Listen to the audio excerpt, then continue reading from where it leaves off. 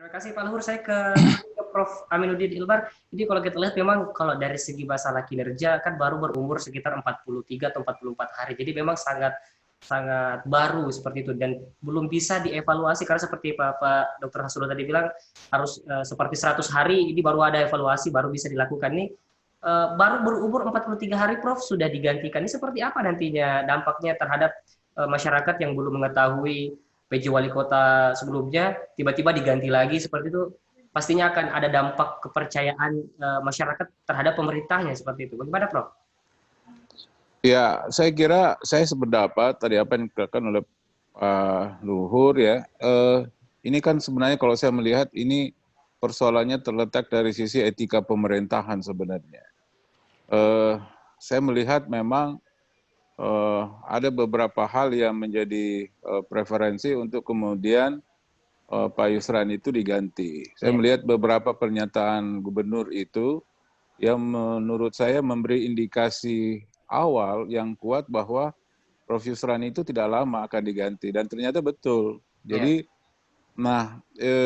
apalagi kemudian dengan pernyataan yang terakhir tadi dengan ditanya oleh wartawan bahwa penggantian itu dilakukan dia ingin mendapatkan seorang pemimpin yang kuat dan tegas, kemudian berkenaan dengan persoalan penambahan kasus dan angka yang ditunjukkan oleh Prof. Yusran itu kan sebenarnya dengan melihat angka penyebaran kasus RT itu kan semakin kecil. Berarti untuk penanganan COVID itu kan sebenarnya tidak terbukti. Berarti yang tersisa kan cuma ya alasan bahwa dia menginginkan seorang wali kota, penjabat wali kota yang tegas dan kuat begitu. Tapi menurut saya kan persoalannya kan bukan di situ sebenarnya. Jadi persoalan yang selama ini menurut saya dari pernyataan-pernyataan yang dibangun oleh Pak Gubernur itu sebenarnya adalah pernyataan-pernyataan ketidakpuasan terhadap apa yang dijalankan, apa yang dikerjakan oleh Pak Yusran begitu. Nah, saya tidak tahu dalam tanda petik pekerjaan-pekerjaan yang dilakukan itu apakah dikoordinasikan dengan gubernur ataukah kemudian Prof. Yusran itu berjalan sendiri atau kemudian mengambil jalan sendiri untuk kemudian meneguhkan kepemimpinannya sehingga kemudian dia tidak mau terlibat dengan hal-hal tertentu. Saya tidak tahu, tapi pernyataan yang dibangun narasinya oleh Pak Gubernur itu betul-betul mencerminkan bahwa Pak Gubernur itu marah dalam tanda petik terhadap apa yang dijalankan oleh Pak Yusran. Nah, dari sisi etika pemerintahan sebenarnya ini memang perlu mendapat pencermatan karena pemberhentian pergantian yang kemudian dikonfirmasi kepada Prof. Yusran tanpa pemberitaan sebelumnya atau kemudian prosedur pergantian ini memang tidak melalui apa yang sebelumnya dilakukan pada waktu penetapan pejabat pengganti wali kota yang pertama, ya itu juga memang menjadi catatan tersendiri saya kira. Tapi bagi saya sebenarnya melihat bahwa apapun yang dijalankan di dalam sisi pergantian ini memang penting untuk kita cermati, karena ini kan bukan persoalan selera, pilihan, dan seterusnya. Ini kan menyangkut soal tatanan pengelolaan pemerintahan. Yang mana kalau kita berbicara dari sisi tatanan pengelolaan pemerintahan itu ada ukurannya, ada paradigmanya, dan itu tidak boleh, kalau dalam konteks politik itu kan ada namanya fatsun politik. Nanti Pak Surullah bisa menjelaskan. Dan ini yang menurut saya di pemerintahan juga ada fatsun pemerintahannya. Jadi ini yang memang harus dijalankan. Saya kira begitu. Baik, saya kembali ke Pak Dr. Hasrullah. Gimana Pak? Ini Prof. Nurdin Abdullah, Prof. Yusran juga, bahkan yang PJ Wali Kota yang baru, Prof. Rudi, ini kan dikenal memang bersahabat seperti itu. Dan kalau kita lihat tadi pernyataan dari Pak Luhur, kalau misalnya masalah kinerja, sepertinya bukan cuma itu, ada faktor-faktor lain. Dan untuk faksun politik tadi seperti apa penjelasan dari Pak Dr. Hasrullah? Silakan. Jadi sebenarnya kami berharap ya, sebagai sahabat ya, tentu relasi kekuasaan itu harus dipertahankan. Maksud itu yang sebabnya mengapa orang bertanya-tanya dan orang kaget sebenarnya. Betul. Karena kalau di dalam politik sama-sama berjuang, sama-sama memenangkan pertandingan di Pilgub, kemudian sama-sama pasang badan pada saat hak angket, itu juga menunjukkan bahwa orang diberi sebuah sugesti untuk melanjutkan keinginan dari Pak Nurdin Abdullah gitu. Makanya kita kaget sebenarnya. Saya kaget. Mungkin juga Prof. Ilmar juga kok bisa seperti itu ya. Nah, namanya dalam etika politik itu kan kalau mau mengganti orang ada masanya gitu. Kami juga mengkritik Nurdin Abdullah 100 hari, tapi kami tidak suruh mundur gitu. Kita evaluasi. Karena ada semacam target waktu yang harus diberi kesempatan. Makanya saya bilang tadi harus ada evaluasi. Evaluasinya harus dilakukan pada saat rapat koordinasi atau rapat tertentu atau rapat khusus atau memanggil, kita dicap sebagai daerah yang harus keluar dari zona merah. Apa langkah yang harus dilakukan? Ini kan tidak ada dilakukan gitu. Betul dikatakan Nur, transaksi politik sejak awal. Tapi yang bisa dilakukan adalah pimpinan tertinggi yang ada di situ gitu. Jadi kalau analis aktor saya mengatakan, saya tidak perlu menyalahkan sebenarnya. Kalau budaya Jepang ini kan bukan anak buah yang salah, pimpinan yang salah gitu. Jadi saya kira ini yang saya lihat. Mestinya punya budaya Bugis, si Pakatau, si Pakainga, si Pakalabi, itu yang harus dilakukan gitu. Kalau mau melihat budaya Bushido yang orang lagi pertentangkan di setiap grup gitu. Nah, saya menganggap ini kan orang-orang terdidik semua kan. Tidak ada jurus bisa, terpelajar, guru besar. Saya kira sama frame-nya. Tapi itulah mungkin ada seperti yang dikatakan Pak Ilma, ada Pak Luhur juga, ada dibalik agenda lain seperti itu gitu. Apakah ada sesuatu yang saya menganggap ini yang tidak dikomunikasikan di publik dan dicarikan. Ini COVID ini kan masalah bersama sebenarnya kita. Jadi kalau kita sama melakukan, saya sangat salut apa yang dilakukan Ketua IKA itu. Tapi hanya menerima itu hanya Pak siapa namanya? Pak Yusran gitu, yang lain lembaga lain mau terima. Kenapa, ada apa ini?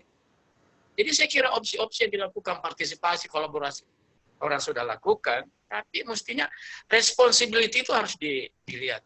Tapi kita tidak boleh juga lihat ya, jejak sejarah juga menunjukkan terlalu banyak orang dicopot juga pada saat awal mula daripada Nurdin Abdullah. Ini yang harus kita sadari.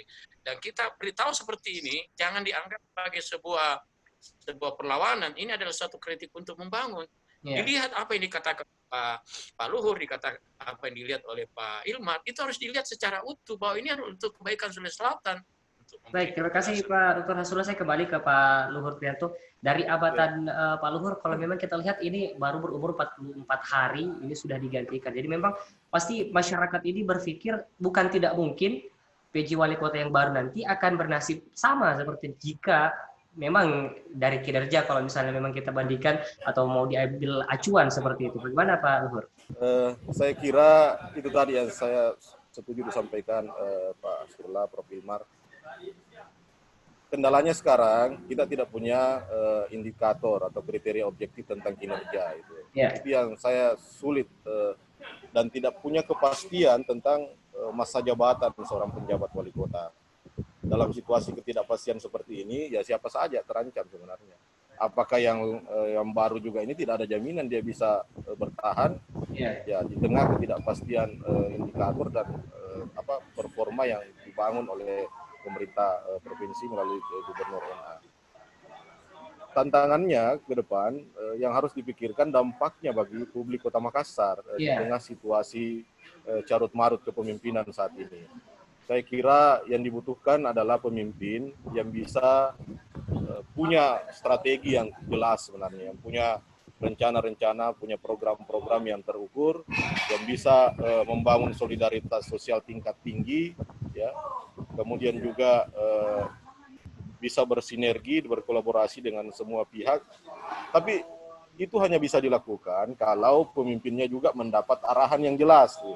Dari pemimpin yang lebih di atasnya, dalam hal ini pemerintah provinsi. Kalau pemerintah provinsi juga main hit and run, apalagi berdasar kepentingan-kepentingan di luar konteks pemerintahan, tata pemerintahan, ya sulit bagi PJ dan ya institusi pelaksana di bawah untuk menerjemahkan kepentingan-kepentingan itu secara untuk kepentingan penanggulangan wabah misalnya. Ini yang menjadi tantangan, sehingga Pak Rudi atau Pak Rudi yang dilantik tadi ini juga saya kira menghadapi tantangan besar. Karena ya belajar dan berkaca dari pengalaman Pak Yusran, ya kedekatan personal, ya disampaikan tadi sama-sama berjuang dari awal, itu bukan jaminan untuk bisa dinilai bekerja secara objektif.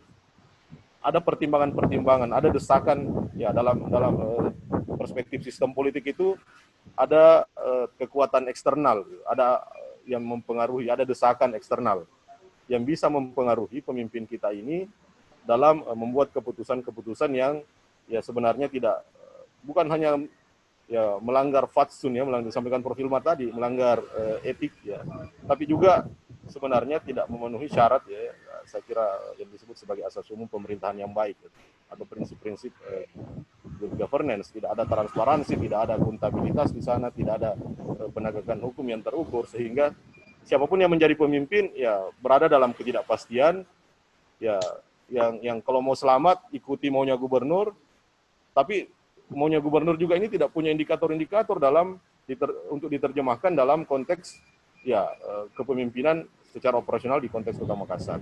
Ini kesulitannya di sini. Sehingga untuk ke depan ya kita hanya mungkin minta Prof. Rudi itu bisa berkomunikasi secara vertikal dan juga horizontal. Ya bagaimana meyakinkan kembali OPD Kota Makassar bahwa ya saya ini tidak hanya sebulan di sini misalnya. Ya saya kalau buat rencana ini jangan dipikir hanya 1 minggu, 2 minggu, atau paling lama 40 hari seperti yang sebelumnya. Tapi saya bisa sampai selesai, bahkan bisa menjadi pemimpin yang memimpin pelaksanaan Pilwali secara netral, secara objektif, gitu. Bukan pemimpin yang menjalankan agenda-agenda lain. Tentang kepemimpinan Pak Yusran, saya melihat sebenarnya yang disampaikan tadi Pak Asrullah, Pak Yusran sebenarnya ini sedikit menutup kelemahan yang dimiliki oleh Pak Gubernur atau Pak NA. Kemampuan membangun komunikasi, misalnya menerima IKA, menerima masukan citizen senior, ya. Saya kira itu langkah baik yang dilakukan oleh Pak Yusran sebagai penjabat wali kota. Sesuatu yang tidak bisa dilakukan oleh Pak NA sebenarnya. Dan itu langkah baik sebenarnya untuk menutupi kekurangan-kekurangan yang selama ini ya menjadi titik lemah menurut saya kepemimpinan Pak NA juga itu. Tapi ya perspektifnya lain. Justru mungkin melihatnya ini merangkul lawan, ini merangkul orang yang menganggap kita tidak bekerja dan seterusnya. Sehingga ya hasilnya ya seperti yang terjadi sekarang. Pak Yusran diganti di tengah upayanya membangun komunikasi, membangun sinergi dengan banyak pihak yang selama ini meragukan dan memberikan masukan yang banyak terhadap kinerja kepemimpinan di tingkat pemerintah provinsi. Seperti itu. Jangan kemana-mana pemirsa, usai jeda kami akan melanjutkan perbincangan kita, tetaplah bersama kami.